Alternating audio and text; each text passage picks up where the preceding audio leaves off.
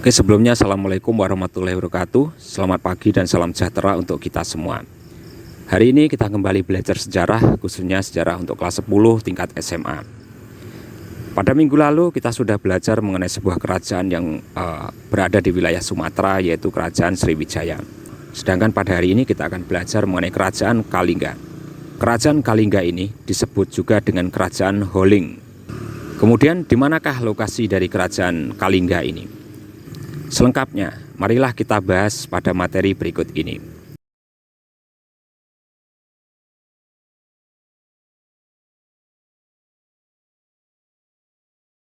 Jadi Kerajaan Kalingga adalah sebuah kerajaan yang bercorak Buddha yang berada di wilayah Jawa Tengah yang berdiri sekitar abad ke-7. Nama Kalingga itu sendiri berasal dari sebuah nama kerajaan yang terdapat di wilayah India Selatan. Kerajaan ini disebut juga dengan nama Kerajaan Holling atau Keling. Sementara itu, pusat dari kerajaan ini masih diperdebatkan atau belum diketahui secara pasti. Berita dari Cina, yaitu dinasti Tang, Kalingga disebut juga dengan nama Sepo dan letaknya berada di pantai utara Jawa. Pendapat lain datang dari J.L. Mons. Ia menyatakan bahwa Kalingga berada di Semenanjung Malaya. Lain lagi pendapat dari W.P. Meyer. Ia menyatakan bahwa kerajaan Kalingga berada di Jawa Tengah. Jadi kesimpulannya di sini bahwa pusat kerajaan ini belum diketahui secara pasti. Yang kedua, kita lihat dari sumber sejarahnya. Nah, sumber sejarah kerajaan ini kebanyakan diperoleh dari sumber Tiongkok, prasasti, tradisi lisan, dan naskah cerita parahyangan yang disusun dalam kurun waktu berabad-abad. Yang pertama adalah berita Tiongkok.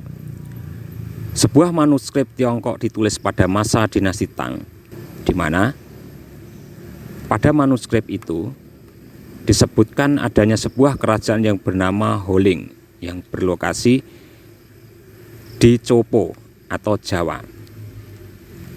Dalam catatan itu menyebutkan bahwa satu, Kalingga terletak di Jawa, tepatnya di Laut Selatan, dan kerajaan ini berada di antara Kamboja di sebelah utara, kemudian Bali di sebelah timur, dan Sumatera di sebelah barat. Yang kedua, ibu kota kerajaan pada waktu itu dikelilingi benteng yang terbuat dari tonggak kayu.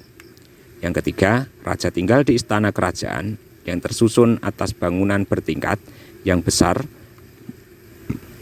mempunyai atap dari daun aren serta singgasana dari gading gajah. Yang keempat, penduduknya pandai membuat arak dari nira pohon kelapa. Dan yang kelima, selain gading gajah dan gula, kerajaan ini menghasilkan banyak barang tambang berupa emas dan perak. Kemudian sumber sejarah yang kedua itu adalah adanya catatan dari seorang pendeta Buddha yang bernama Itsing. Nah, catatan Itsing melafalkan bahwa pada abad ke-7 Tanah Jawa menjadi di antara pusat pengetahuan agama Buddha Hinayana. Di Holling terdapat pendeta Cina mempunyai nama Wining yang menerjemahkan salah satu buku agama Buddha ke dalam bahasa Cina. Ia berkolaborasi dengan pendeta Jawa yang mempunyai nama Jana Badra.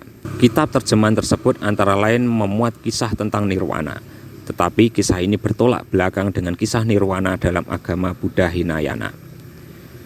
Kemudian sumber sejarah yang ketiga itu adanya prasasti Tukmas.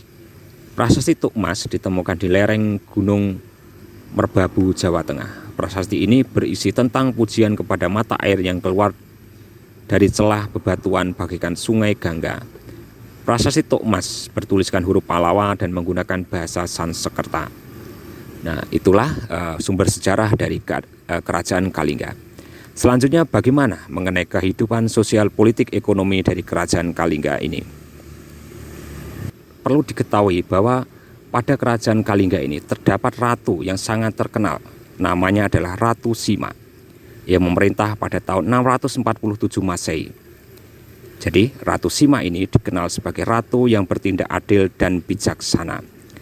Ratu Sima merupakan ratu yang sangat tegas. Sebagai bukti ketegasannya Ratu Sima, ia pernah menghukum putranya sendiri yang melanggar aturan.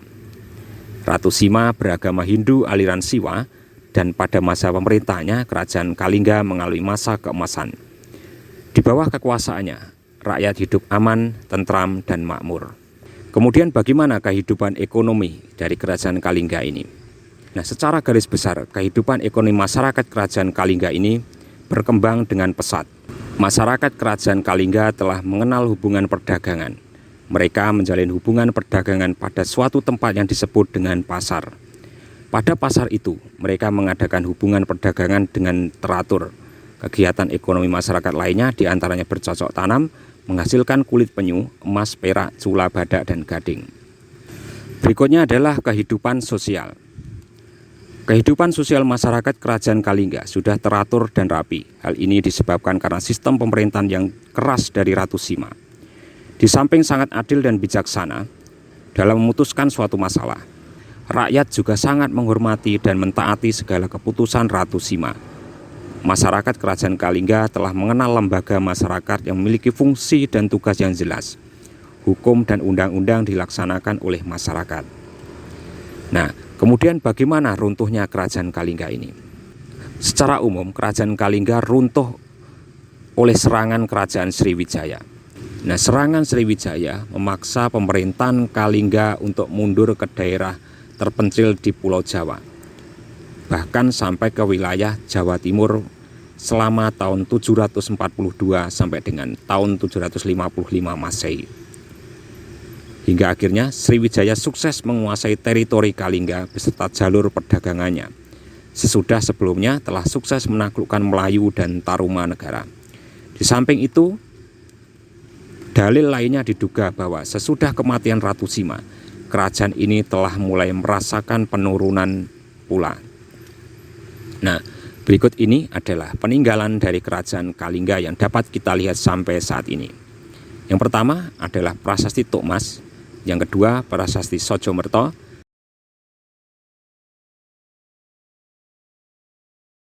yang ketiga Candi Angin,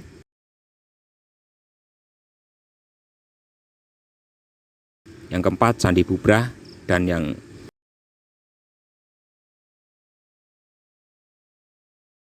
kelima adalah situs Puncak Songolikur. Nah, itulah sekilas materi mengenai Kerajaan Kalingga. Jika ada pertanyaan, silahkan tulis pertanyaan kalian pada kolom komentar. Sekian dari saya, terima kasih, dan Assalamualaikum warahmatullahi wabarakatuh.